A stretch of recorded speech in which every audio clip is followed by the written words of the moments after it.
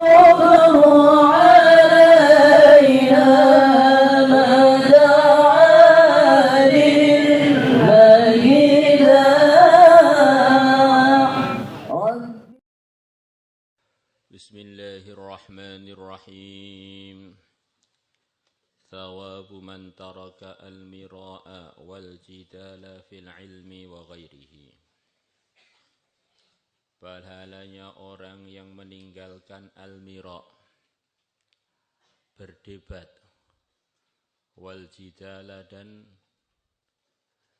berdebat juga, fil ilmi dalam urusan keilmuan, wa ghairihi dan selainnya.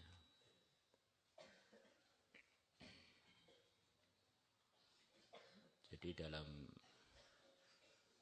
arahan agama itu ada hal yang penting banget di dalam masyarakat muslim, yaitu setiap muslim itu dapat warisan kebaikan dari agama Islam. Yang warisan tadi biasanya tidak sama dengan temannya. Ada yang diwariskan ilmu pada dia, ada yang diwariskan kekayaan kepada dia, ada yang diwariskan keadilan kepada dia, diwariskan keberanian dalam perjuangan, diwariskan ahli di dalam hitung-menghitung, macam-macam sebagaimana masyarakat yang pertama kali dididik Nabi yaitu masyarakat sahabat. Nabi yang sempurna ditugasi untuk menyampaikan pengetahuan Islam kepada masyarakat yang tidak sempurna. Selain para anbiya itu tidak sempurna. Jumlahnya masyarakat menurut Imam Syafi'i kurang lebih 60-an ribu. Yaitu masyarakat sahabat. Maka masyarakat sahabat tadi telah mendapatkan cipratan-cipratan, cuwilan-cuwilan dari al-Islam al-Attam, dari Islam yang sempurna itu. Yang semuanya berkewajiban untuk merawat warisan-warisan itu. Yang semuanya berkewajiban untuk menjaga warisan itu. Semuanya di posisi yang tidak dimiliki oleh temannya. Karena masyarakat itu bagaikan bangunan. Semuanya saling ada kepentingannya dan saling ada memerlukan pada bangunan yang lain.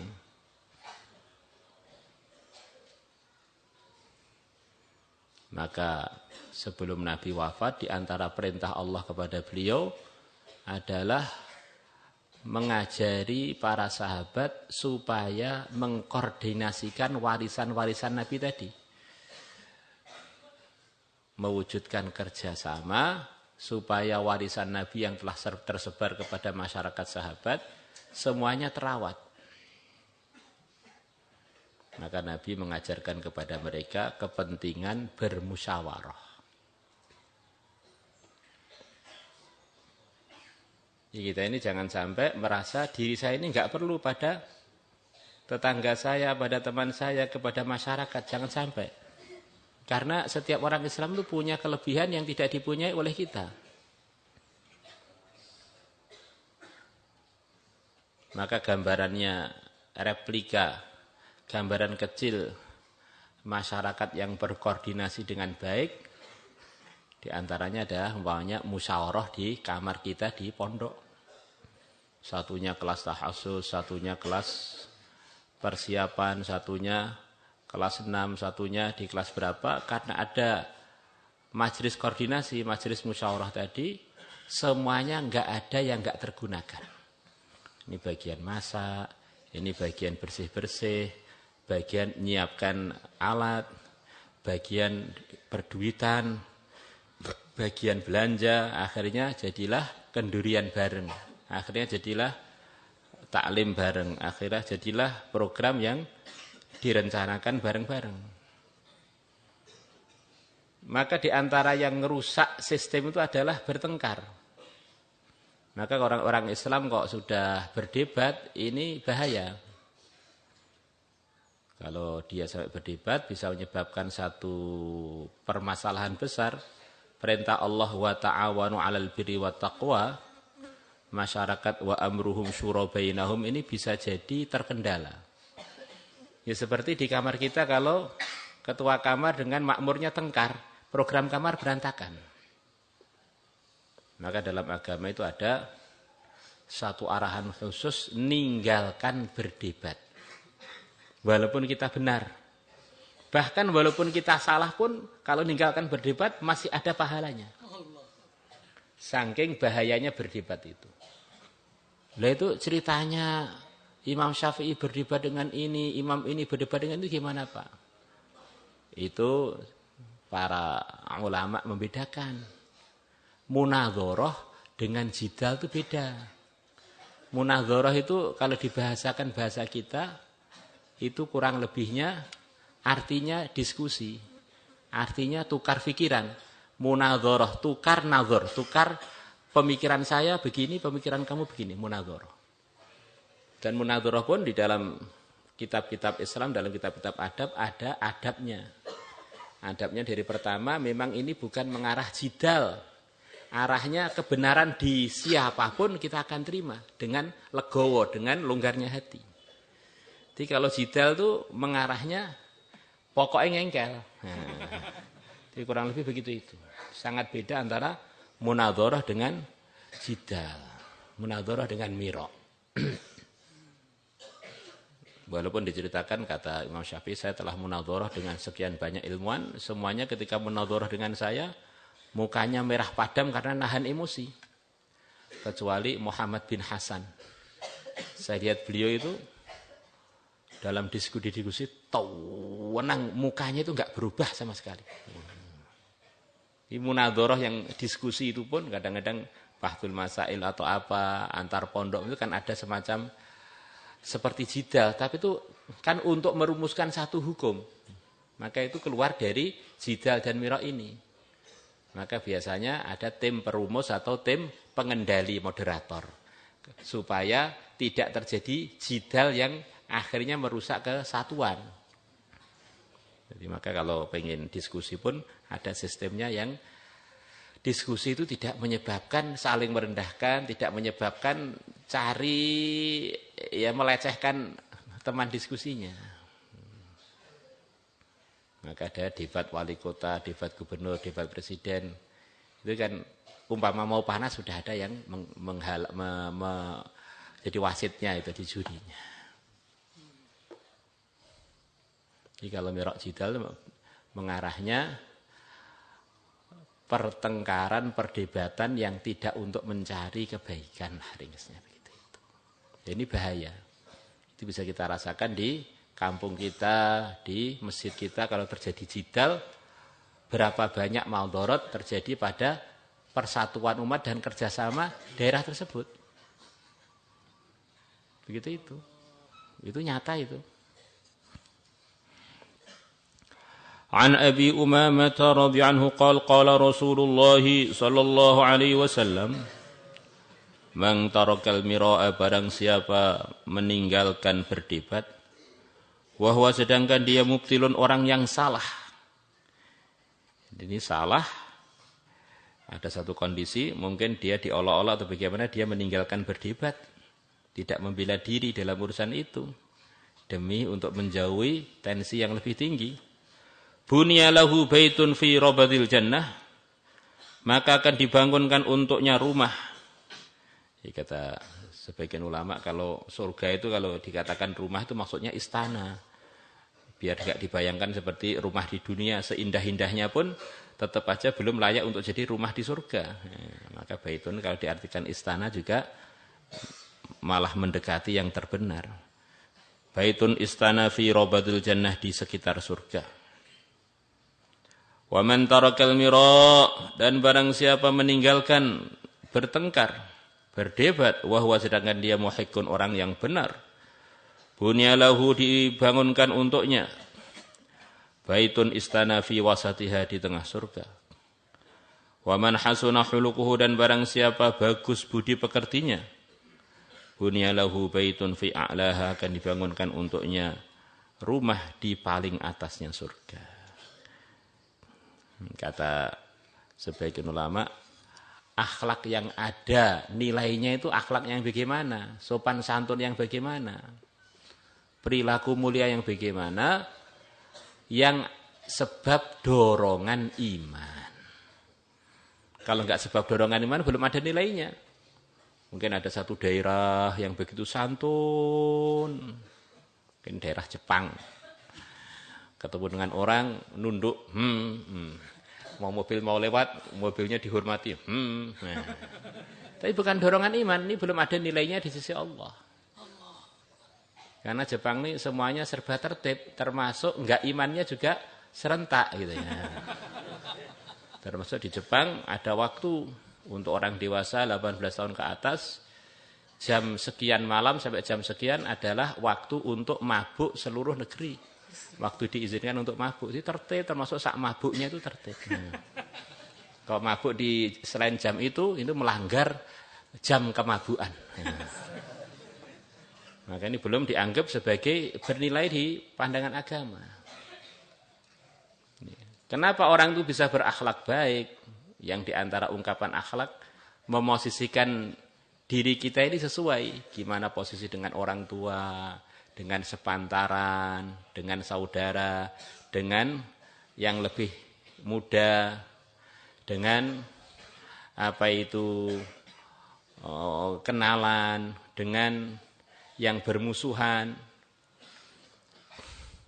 Ini semuanya tidak akan mungkin tepat tanpa mengambil contoh dari Islam. Mengambil contoh dari arahan yang mulia Nabi besar Muhammad sallallahu alaihi wasallam. Maka orang itu kalau imannya benar, di antara buktinya akhlaknya mesti menjadi membaik. Karena dia paham semua ini milik Allah, maka kalau dia tidak pas sikapnya dengan yang dimiliki Allah ini, dia akan bermasalah dengan Tuhannya, bermasalah dengan pemilik hal-hal tersebut. Maka diceritakan si Abdul Wahab Sya'rani menginjak tasbih, beliau enggak tahu apa yang saya injak ini. Maka beliau lihat kakinya terasa menginjak tasbih, langsung beliau pingsan. Pingsannya begitu serius sampai diguncang-guncang enggak bangun-bangun. Pas bangun, beliau ditanya, "Berarti ada apa kok tiba-tiba pingsan?" "Saya nginjak tasbih, saya khawatir Allah murka pada saya karena saya telah menginjak alat yang untuk mengingat Allah." Ini orang kalau sudah imannya benar itu sampai dengan tasbih itu akhlaknya begitu itu. Nah, kalau ada orang rehal Qur'annya dicoret-coret, Qur'annya ini tanda imannya sebetulnya ada masalah.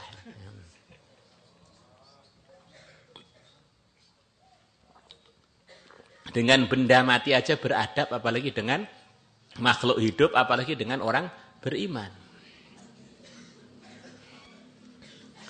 Maka yang tertinggi adalah orang berakhlak baik, akhlak yang dari dorongan iman. Akhlak yang menurut Islam memang itu bagian dari yang diridhai Allah, bukan sekedar dorongan budaya dan basa-basi. Rawahu Abu Dawud wa Ibnu Majah wa Tirmidzi wa qala haditsun hasan. Rabadul jannah bi dhatin mu'jamatin wa bit tahrik. Huwa ma adalah tempat haulaha yang sekitar surga. Wa kharaja Tabarani bi isnadi min hadits Abi Darda wa Abu Umamah wa Wathil bin Asqa radhiyallahu anhu anna Nabiyya sallallahu alaihi wasallam beliau mengatakan, beliau bersabda, "Zaru, tinggalkanlah oleh kalian al-mira'a, berdebat.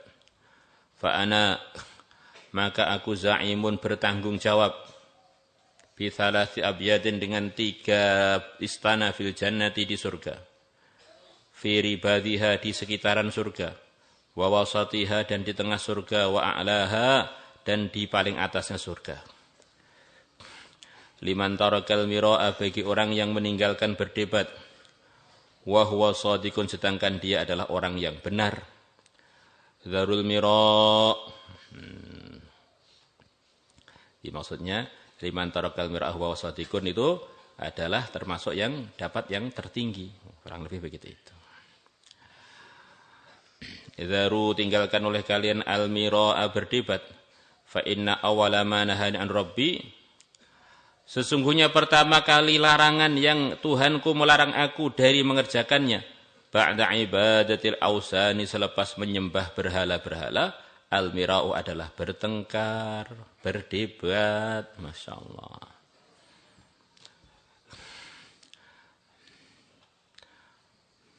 Nah ini yang ditanggung oleh Nabi 3 istana itu semuanya siapa?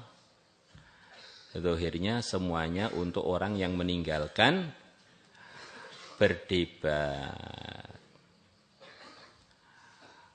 Akhirnya bagaimana? Orang yang meninggalkan berdebat sedangkan dia benar, dapat 3 istana. Di sekitaran surga dapat, di tengahnya dapat, di paling tingginya juga dapat. Jadi salasah tadi untuk siapa? Liman tarokal mira'a wa huwa shadiqun.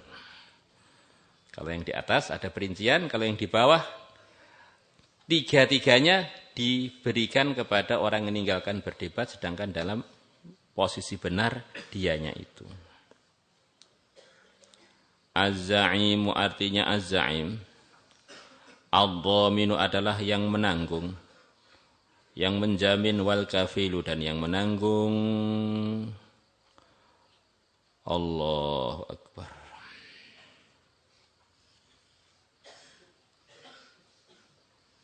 Maka ada seorang santri dulu datang kepada kami.